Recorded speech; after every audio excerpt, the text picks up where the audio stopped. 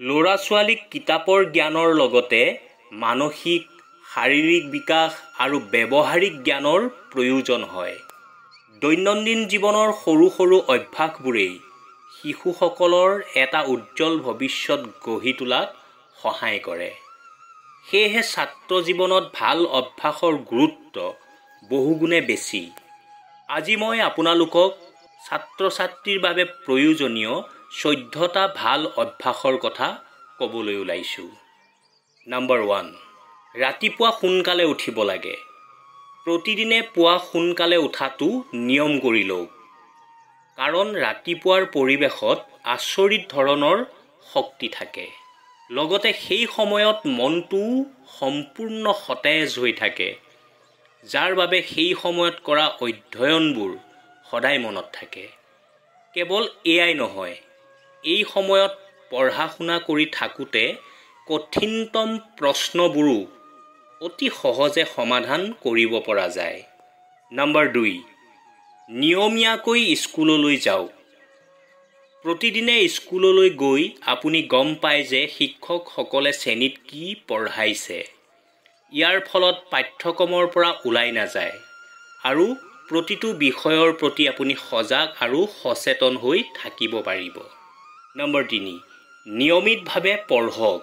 নিয়মীয়াকৈ পঢ়া শুনা কৰাটো ভাল অভ্যাস আৰু এই অভ্যাসটো গঢ়ি তোলক। আৰু সকলো কাম সময়মতে শেষ কৰিবলৈ আপ্ৰাণ চেষ্টা কৰক। ইয়াৰ দ্বাৰা আপোনাৰ জ্ঞান বৃদ্ধি হোৱাই নহয়, এজন ভাল ছাত্ৰ হ'বলৈও সক্ষম হ'ব।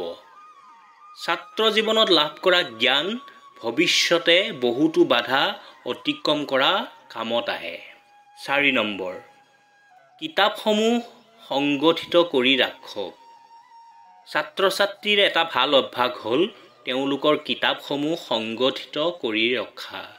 যদি কিতাপবোৰ পৰিপাটিকৈ নিৰ্দিষ্ট ঠাইত ৰখা হয়, তেন্তে সময়ত সেইবোৰ বিচাৰি উলিয়াবলৈ বেছি সময় নালাগে। এই অভ্যাসে কিতাপ বিচাৰি ফুৰাত অপচয় হোৱা সময়খিনি ৰাহি কৰাই নহয়, ই ছাত্ৰজনৰ মাজত কিতাপৰ প্ৰতি মোহৰ সৃষ্টি কৰে। নম্বৰ 5, নিজৰ কোঠাটো পৰিষ্কাৰ কৰি ৰাখক। পঢ়া শুনাৰ বাবে ব্যৱহাৰ কৰা কোঠাটো সদায় পৰিষ্কাৰ কৰি ৰাখিব লাগে। যদি অধ্যয়ন কৰা কোঠাটো খেলিমেলি আৰু সিঁচৰিত হৈ থাকে, তেন্তে অধ্যয়নত মনোনিৱেশ কৰাটো কঠিন হ'ব পাৰে। নম্বৰ 6, ভাল বন্ধুৰ সংগ লওক। যদি সংগ ভাল হয়, তেতিয়া জীৱনৰ গোটেই বাটত ইতিবাচক শক্তি প্ৰবাহিত হৈ থাকিব। অৰ্থাৎ ছাত্ৰ জীৱনত সদায় ভাল বন্ধুৰ সংগত থাকিব লাগে। ইয়াৰ ফলত পঢ়া শুনা ভাল হয় আৰু অজানিতে লক্ষ্যৰ পৰা বিচ্যুত হ'লে এজন ভাল বন্ধুৱে আপোনাক সঠিক পথ দেখুৱাই দিব। অধ্যয়নৰ সময় নিৰ্ধাৰণ কৰক। এজন ছাত্ৰই নিজৰ অধ্যয়নৰ সময় নিৰ্ধাৰণ কৰাটো অতি প্ৰয়োজনীয়। ইয়াৰ লগতে অধ্যয়নৰ প্ৰতিও এক বিশেষ আগ্ৰহ গঢ় লৈ উঠিব। 8 নম্বৰ, আত্মপৰীক্ষা।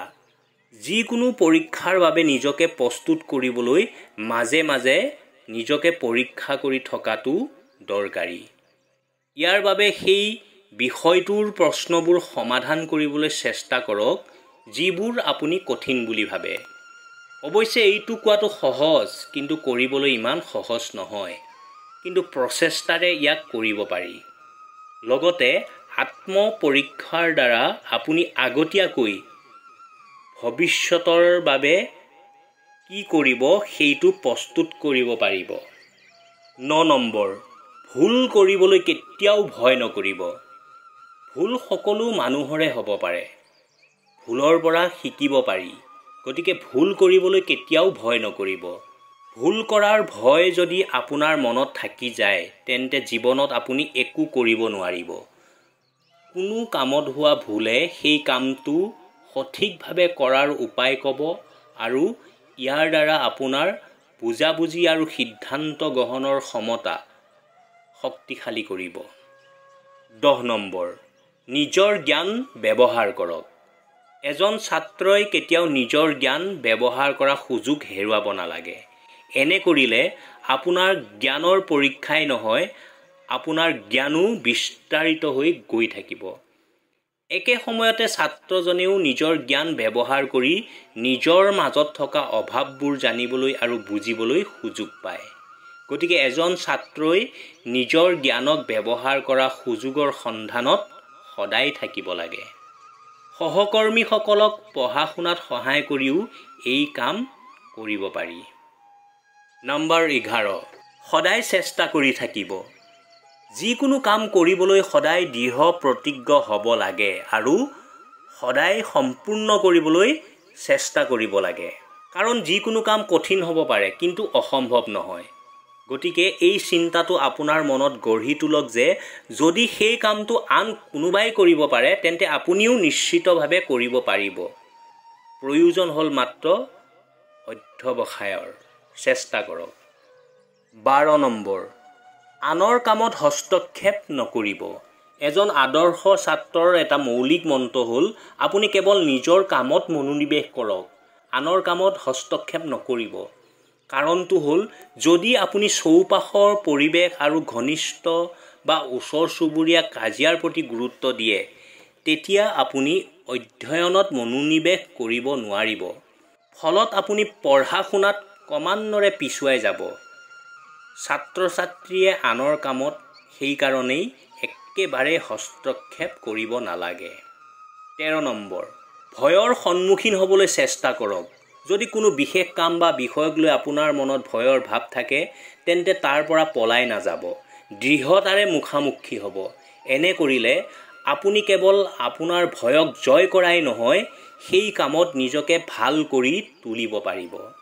ইয়াৰ লগতে আপোনাৰ ওপৰত আত্মবিশ্বাসৰ ভাৱ এটাও উদ্ভৱ হ'ব, যাৰ ফলত ভৱিষ্যতে সফলতা পাব। নম্বৰ 14, গেজেটৰ পৰা দূৰত্ব বজাই ৰাখক। অধ্যয়ন কৰি থাকোঁতে কেৱল অধ্যয়নহে কৰিব লাগে। এই সময়ত মোবাইল, লেপটপ আদি গেজেট নিজৰ পৰা আঁতৰত ৰাখক। যদি সেইবোৰ ব্যৱহাৰ কৰিবলগীয়া হয় তেন্তে কেৱল অধ্যয়নৰ কামতহে ব্যৱহাৰ কৰক। আপুনি আপোনাৰ এই অভ্যাসবোৰৰ জৰিয়তে আপোনাৰ বিকাশৰ লগতে আপোনাৰ ভৱিষ্যত উন্নত কৰিব পাৰিব।